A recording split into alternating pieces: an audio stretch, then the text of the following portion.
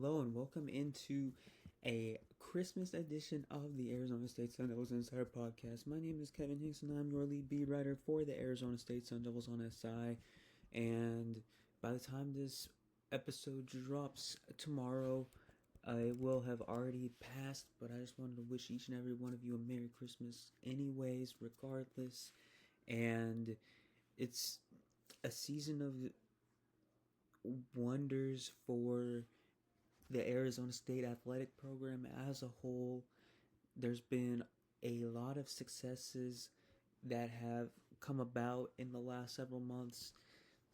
We all know the football season is set to close out on December 31st, New Year's Eve, against the Duke Blue Devils.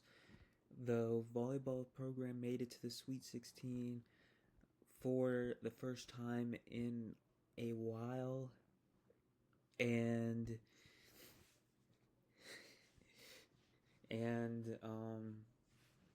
the basketball programs, both men's and women's, are doing phenomenal, and that's really the point of discussion that I wanted to focus on today is the coexistence between the men's and women's basketball programs heading into Big 12 play. So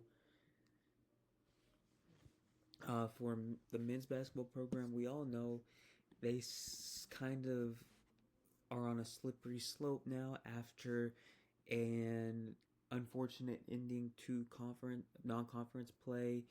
It was a less than ideal arrangement, losing back-to-back games to UCLA last Wednesday and Oregon State on Sunday. Especially Oregon State, that is a quad 4 loss. It still is considered a quad 4 loss, and they really have to hope that Oregon State does some damage in West Coast Conference play, maybe steal a game off of St. Mary's and Santa Clara. But if they steal a game against Santa Clara, that hurts their resume anyways. So it could be a no-win situation, but that is very, very possible.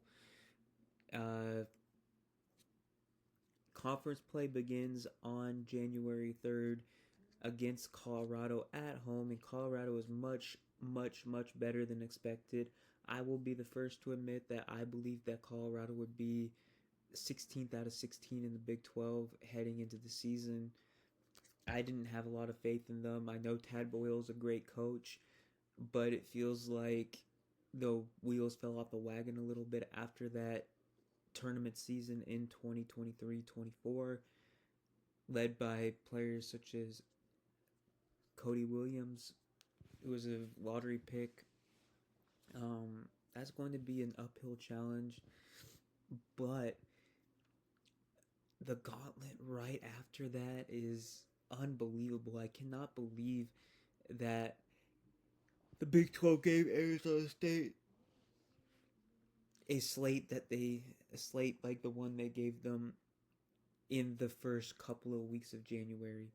Colorado's just to start. On January 7th, they make a trip to BYU to face AJ DeBansa, Richie Saunders, and the Cougars, who are currently ranked top 10 in the AP poll, and I believe they are ranked around 10 in the net rankings as well. BYU is one of the toughest places in the country to play. Elevation, loud crowd, consistently selling out. There's a lot of personality in that arena, and that's going to be an incredibly challenging game. And follow that up with the Saturday afternoon game against Kansas State. Kansas State, say what you want about them, but PJ Haggerty is averaging 23 points per game. One of the best players in the country. That's going to be a challenge, even if it is a home game. And then you get two more absolutely ridiculous road games on January 14th. A week after you play BYU on the road, you play Arizona on the road. The number one ranked team in the country right now in the AP poll, number 2 according to the net.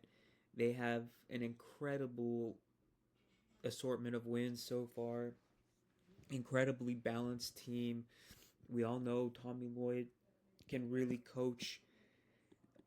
Definitely an upgrade as a coach over what they had previously.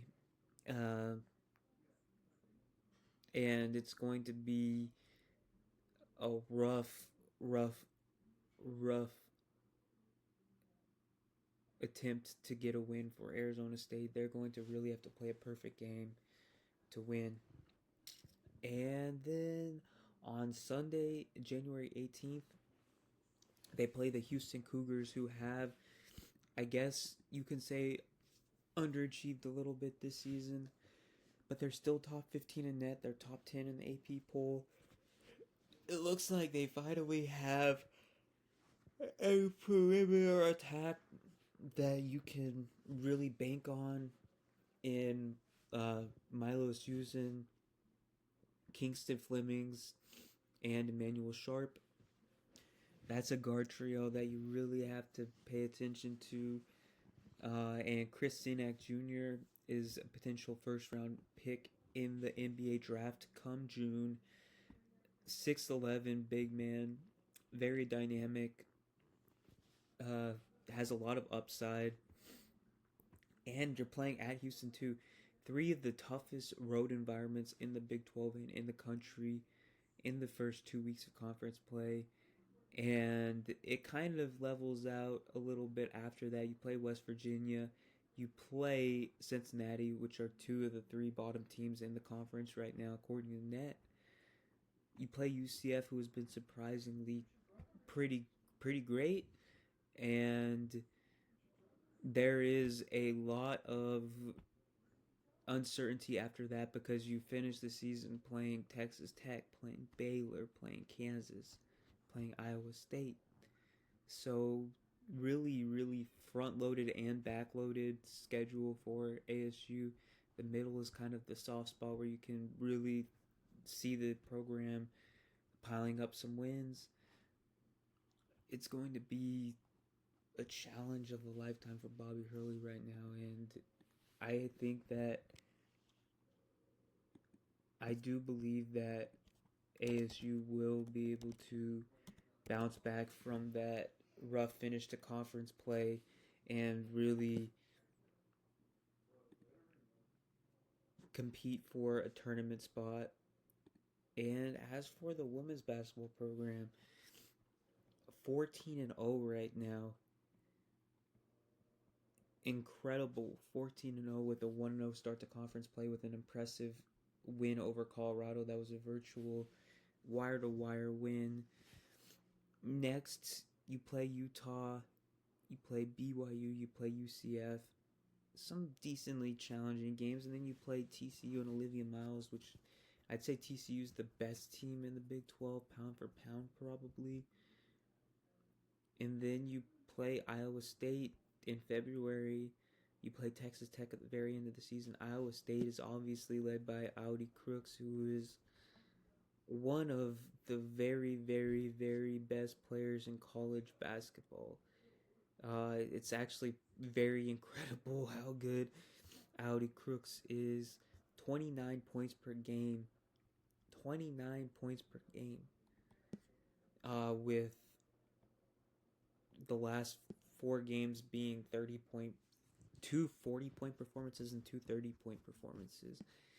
That's just absolutely ridiculous. And Molly Miller's squad is going to have a time against some of these teams. It's going to be very challenging to win those games. They're going to have to muster up enough offense on a consistent basis, and I think they can do that.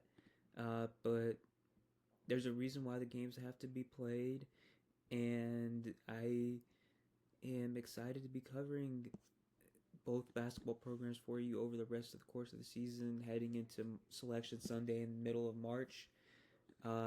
That's all I have for today. Thank you so much for tuning in to another edition of the Sun Devils Insider Podcast, and I will see you again tomorrow.